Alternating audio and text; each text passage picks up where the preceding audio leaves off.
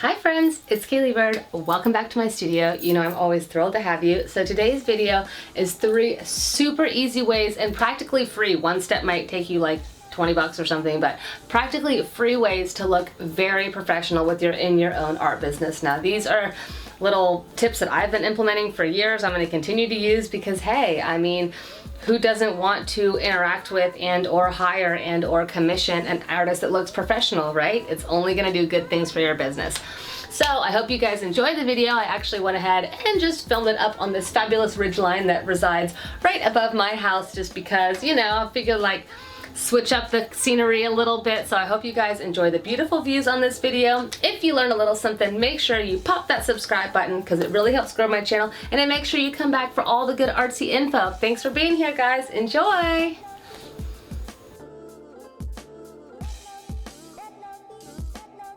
So the first super easy way for you to look professional is to create a brand. Now I know that sounds a little scary, a little daunting, like, oh my gosh, I'm not some corporation with some design team and $1 million.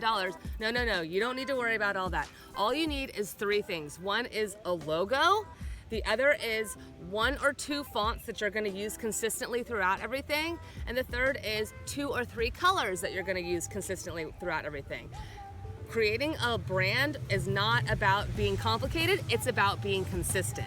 So creating a logo can sound quite daunting, but don't you worry about a thing. If you're not a digital artist like me, I'm definitely not a digital artist. I went to this great website called Fiverr where you can get logos made for really inexpensively by extremely talented people. The current one I designed myself, but I've had about 6 made for about $15 to $20 a piece over the years that have all been fantastic. I'll link to that down below. The second thing is pick 2 fonts. One that you can kind of use as a heading or like an attention grabber or like for me, for my videos. And then the other one you want to do just like a plain sans serif that you're going to write most of your like, you know, any of your blog posts or any, you know, writings about your artwork or anything like that. You want it to be consistent. Me, I have the same 2 fonts that I use throughout my blog post, any of my headings on my website. I use them on my business cards. I even use it on my CV. I even use it when I'm having an art show for the flyers and the tags on the gallery wall. So I keep my fonts consistent throughout everything. And the same goes for the 2 to 3 colors that you pick. Just pick something that goes well with your brand, that looks good with your artwork, and something that you can use for headings or to frame pieces digitally or whatever. Just 2 or 3 colors that are your go-to anytime you need something besides the black and white image. And that way, no matter what, across the board, anytime anyone sees you or your writing anywhere, they're gonna recognize it's you. And the consistency just makes people sort of tune in and click on and say, oh, that's this person, that's this person, that's this person. I know who that is. So here's my logo. You're probably familiar with it if you've seen basically anything I've put out. And then I also have a beautiful colored version that I very rarely use, but this illustrates the 3 colors that you will see consistently throughout my website. For example, here is the homepage on my website, and you will see my logo up in the top left corner, and along the menu you will see the font that I chose. Now when you look at any of my blog posts, you will see the second font that I use as the heading, my main font, and then sometimes I will use a highlighted main font, either being bold or using one of my theme colors. So no matter where you look on my website, on my blog, on my thumbnails, or even within my YouTube videos, you're going to see the same font used over and over and over again. It's all about building that consistency. There's that word again. Number 2 of the easiest ways to look so professional is answer your emails and messages in a timely manner. Now this is really key because think about when you contact a business, if you need to contact like customer service, or even if it's like someone that you follow and you just don't hear back from them, or you hear back from them in like 8 days or some random weird amount of time, like that just looks like either A, they can't get it together, or B, they don't really care about you, and either one of those is not professional at all. Of course you want to care about the people that reach out to you. Of course you want to care about business opportunities or artistic opportunities. So you want to answer all of your emails and messages in a timely manner. Now, that being said, you don't want to look desperate, okay? So you don't want to answer every message within like 30 seconds, like as soon as you get it, oh my God, I'm on it, because that kind of gives the feeling of like, oh, this artist doesn't really have a lot going on. They are like a little bit too excited. So give yourself like a reasonable amount of time to respond so you don't seem desperate. Also too, not only would you seem desperate, but it could set like a precedent that you can't keep up with.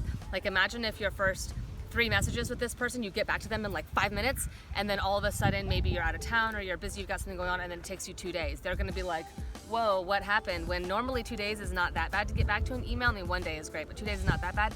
But if every other one has been like 10 minutes, then it's gonna seem like a really long amount of time, right? So don't set a precedent that you can't keep up with comfortably. And as far as like DMs and stuff like that, and like social media, I would say, I think it's better to not have alerts set on your phone. It's really not healthy to have your phone going off all the time and you're constantly picking up and looking at it and having this like, you know, like this Pavlovian dog feeling like, oh my God, it's going off, it's going off, it's going off. It's not good for you. It's not healthy, like for anyone in a general sense, but especially if you're trying to do something creative, to all of a sudden have this ding or this alert that brings you out of your creative, like your creative spell or your creative like space, like constantly, it's really not good for you, because although it only takes a second to break that creative flow, it takes quite a while to get back into it. The way I look at it is like, think about dipping into your creativity like the same way you would like dipping into the ocean or in the pool. Like, how fast does it take to go from dry to wet?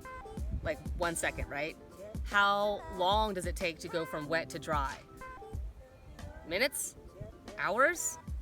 Who knows? You know what I mean? So jumping out of your creativity because of an alert takes 1 second. Jumping back in, minutes, half an hour, I don't know, maybe the next day till you really get back into your space. So anyways, it's good to answer your messages on a timely in a timely manner, in a professional manner, but definitely do not feel like you have to be right on it. Do not set your alerts up. It's much better to strike a balance with alerts and messages than to spread yourself too thin and give people unrealistic expectations.